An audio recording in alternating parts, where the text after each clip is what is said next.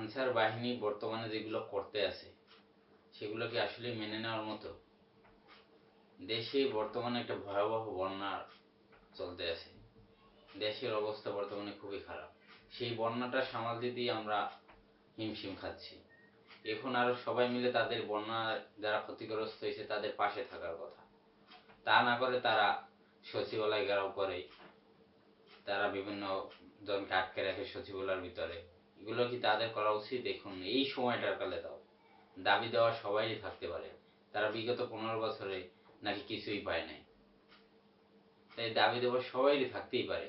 তাহলে এই সময়টার কালে দাও দেশে হাজার হাজার মানুষ, লাখ লাখ মানুষ আজকে বন্যায় ক্ষতিগ্রস্ত, তাদের পাশে না থেকে তারা তাদের নিয়েই আজকে আন্দোলন করতে আছে।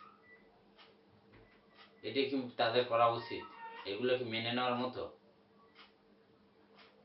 তারা যেটা করতে আছে এটা খুবই অমানবিক কাজ আমি মনে করি। আমি মনে করি তাদেরকে আর রাখারই কোনো দরকার নেই, তাদেরকে ডাইরেক্ট বিলুপ্ত করে দেওয়া হোক।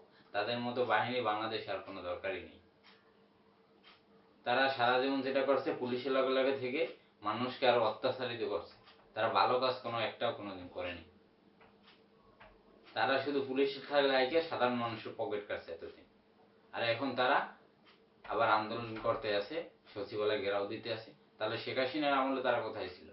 15 বছর তারা আন্দোলন করে নাই কেন?